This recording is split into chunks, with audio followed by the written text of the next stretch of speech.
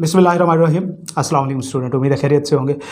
चलें जी, आज की वीडियो बेसिकली आपको थंबनेल से अंदाज़ा हो गया होगा बेसिकली कि किस क्वेश्चन के ऊपर है। काफ़ी इंपॉर्टेंट टॉपिक है और ये आजकल मार्केट के अंदर क्योंकि बहुत ज़्यादा इस चीज़ के ऊपर बात हो रही है तो स्टूडेंट इसमें काफ़ी हद तक परेशान है। ख़ासतौर पर वो स्टूडेंट जो AFC, PRC, ACCA या इस तरह की फील्ड जो अकाउंटेंसी रिलेटेड फील्ड के हैं उनको इसके अंदर बड़ा मसला फेस आ रहा है। और क्वेश्चन क्या है कि सर हमें कौन सी स्किल्स सीखनी चाहिए, नंबर 1, एंड वो स्किल्स हमें किस लेवल पे जाके फ़ायदा देंगी, बेनिफिटेड होंगे।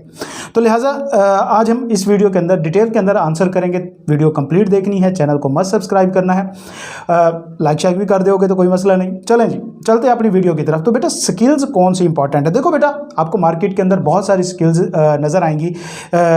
कोई डिजिटल मार्केटिंग की बात कर रहा होता है, कोई जनाब जी मुख्तलिफ़ किस्म की अकाउंटेंसी की स्किल्स होती हैं, मुख्तलिफ़ किस्म की डाटा की स्किल्स होती हैं, मार्केटिंग की स्किल्स होती हैं, इसी तरह SEO वगैरह, और इनकी हमें बहुत सारी चीज़ें देखने को मिलती रहती है। क्वेश्चन ये है कि हमें कौन सा सीखना चाहिए।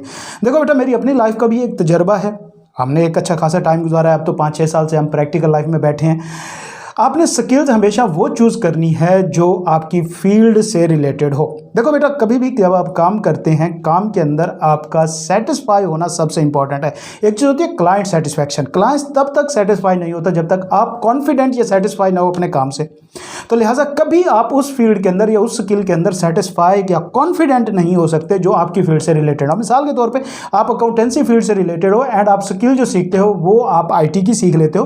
बेशक आप सीख लोगे, लेकिन उसका लॉन्गर रन में बेनिफिट में भी हो सकता है या तो आपको बहुत देर से मिले एंड हो सकता है कि उस लेवल पे ना मिले जो आपको मिलना चाहिए था, वजह क्योंकि वो आपकी फील्ड नहीं है। आपका हमेशा इनर फीलिंग आएगी कि जनाब मैंने गलत फील्ड में गया हूं या मैं उस फील्ड में चला गया हूं जो उसमें जाना चाहिए था। लिहाजा नंबर 1 पॉइंट आपने जो चीज़ रिमेंबर करनी है, जो स्किल आपने सीखनी है, ये नहीं देखना कि कौन सी हाईली पेड है कौन सी कम पेड है। सारी स्किल्स हाईली पेड है एंड बहुत ज़्यादा हाईली पेड है। अगर आप सीरियस एंड एक्सपर्ट बन जाते हैं वक्त के साथ तो शुरू में जाहिर सी बात है कि हमें भी 500 के लिए पूरी रात जागना पड़ता था। तो बहरहाल क्या है कि भाई आर्टिकलशिप में भी तो यही होता है, पूरा दिन क्लाइंट पे बैठते हैं, 200-300-400 डेली हमें तब मिलती थी, 200-300 डेली मिलती होती थी, तो ये बहुत बड़ी चीज़ होती थी। तो लिहाजा वक्त के साथ साथ आपको मिलेगा ज़रूर। आपने स्किल वो चूज़ करनी है जो आपकी फील्ड से रिलेटेड हो, मतलब आप उसमें मुसलसल डिवेल्प हो रहे हो, आपके ऊपर एक्स्ट्रा बर्डन ना हो कि मैंने ये भी करना है, मैंने ये भी करना है, तो मतलब ये भी ना और ये भी कंप्रोमाइज़ हो जाए, ऐसा नहीं करना।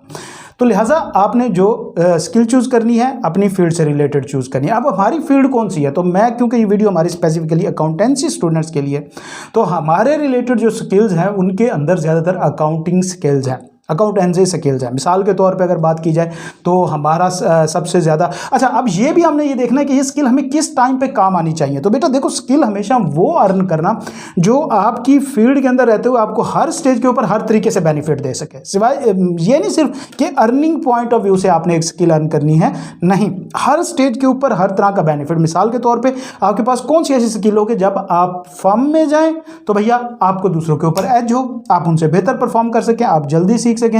एंड सेम इस तरह आपके पास कौन सी स्किल हो कि अगर आपको ड्यूरिंग क्वालिफिकेशन, ड्यूरिंग स्टडी के दौरान अर्निंग की जरूरत पड़ गई है तो वो स्किल आपको पे ऑफ भी करे, इन शॉर्ट रन पे ऑफ करे। ये ना हो कि फिर उससे अर्निंग करने के लिए आपको मजीद 2 कोर्स करने पड़े या आपको अपनी आर्टिकल कंप्रोमाइज़ करनी पड़े। ठीक है, तो लिहाजा ये हो कि भाई आपने एक स्किल सीखी, आप आर्टिकल में गए, स्किल अभी जस्ट आपको अर्निंग की ज़रूरत नहीं थी, आपने उसको बैक साइड पे रखा, अपनी आर्टिकल कर रहे हैं, 1-2 साल की आर्टिकल हुई, आपको ज़रूरत पड़ गई फाइनेंशियली, आप वापस स्किल की तरफ आइए, वो तो हम भूल गए थे, क्यों, आपने डेवलपमेंट नहीं की, फिर आपको दोबारा से उसके ऊपर टाइम लगाना पड़ेगा, आपकी आर्टिकल कंप्रोमाइज़ होगी।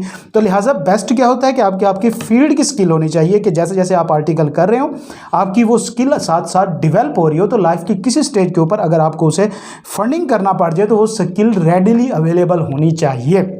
तो लिहाजा ये कौन सी स्किल्स हैं बेटा हमारी, खासतौर पे जो हम अकाउंटेंसी वाले हैं, मैं अपना ही बताऊंगा, हमारी ही फील्ड का बताएंगे, हम दूसरों के बारे में कोई बात नहीं करेंगे। तो लिहाजा हमारे स्टूडेंट्स के लिए सबसे इंपॉर्टेंट, अच्छा अब स्किल भी आपने वो सीखनी है जो आपके लेवल की हो। मतलब ये नहीं है कि आप एडवांस लेवल की स्किल सीखें। तो बेटा स्किल जब एडवांस लेवल पे जाती है उसके लिए सबसे इंपॉर्टेंट चीज़ होती है प्रैक्टिकल एक्सपोजर या प्रैक्टिकल एक्सपीरियंस, एंड ये टाइम के साथ आता है। तो लिहाजा अगर आप एडवांस लेवल पे या एक्सपर्ट लेवल पे जाने की कोशिश करेंगे तो फिर आप कंप्रोमाइज़ कर देंगे कुछ ना कुछ।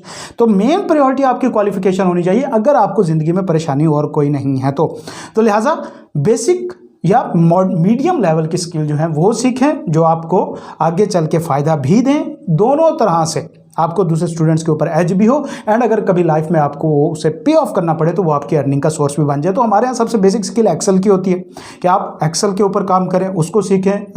कई लोग कराते हैं, छोटे मोटे, अभी पैक में भी स्टार्ट हैं आई थिंक मेरे ख्याल में, तो बहुत जगह पे इसके कोर्सेज होते हैं। लेकिन कोर्स करना मैटर नहीं करता, कोर्स से सबसे ज़्यादा इंपॉर्टेंट चीज़ है प्रैक्टिकल वर्क करना।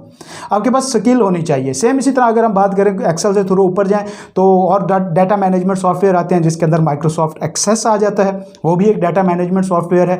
वो स्किल भी आपके लिए एक बेनिफिटेड हो सकती है, लेकिन उस स्किल का फर्म के अंदर आपका इतना यूज़ नहीं होगा। हाँ, वो आपको पे ऑफ कर सकती है। मैंने ये क्यों बताया?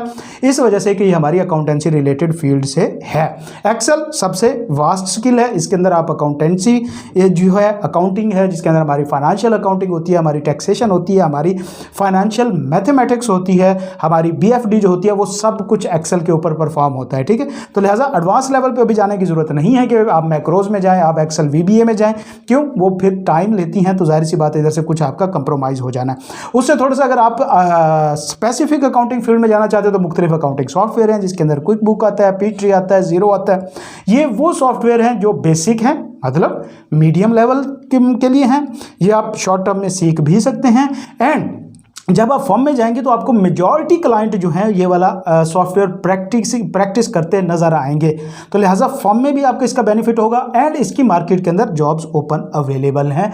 भाई फ्रीलांसिंग के थ्रू भी अवेलेबल हैं, आप अपने क्लाइंट भी ढूंढ सकते हैं। इसका एक बड़ा स्कोप है, वो वक्त के साथ साथ आप सीख जाते होते हैं। ठीक है, तो लिहाजा ये इस तरह की एक स्किल, मेन स्किल आपके पास MS ऑफिस की होनी चाहिए। वो कम अज़ कम आपके पास मस्ट होनी चाहिए। फिर इससे ऊपर आप चलते जाएं, टैली की तरफ चलते जाएं, आप SAP की तरफ निकल जाएं, Oracle की तरफ निकल जाएं, वो फिर एडवांस लेवल की चीज़ें हैं, वो अभी आपने नहीं सोचना। अभी प्रायोरिटी आपकी स्टडी होनी चाहिए, एंड साथ में अगर आप लेना चाहते हैं तो ये basic skill Excel, QuickBooks वगैरह इस तरह के जो सॉफ्टवेयर है इनके ऊपर आप अपना काम करना सीखें। ठीक है, तो लिहाजा ये वो चीज़ें हैं जो आपको फर्म में एज अ स्टूडेंट भी काम देंगे, आपकी प्रैक्टिकल लाइफ में भी काम आएंगे in future, and in case के अगर आपको शॉर्ट रन में कहीं पे अर्निंग की जरूरत पड़ जाती है फंडिंग की, तो ये स्किल्स आपको फंड भी करेंगे। ठीक हो गया बच्चे?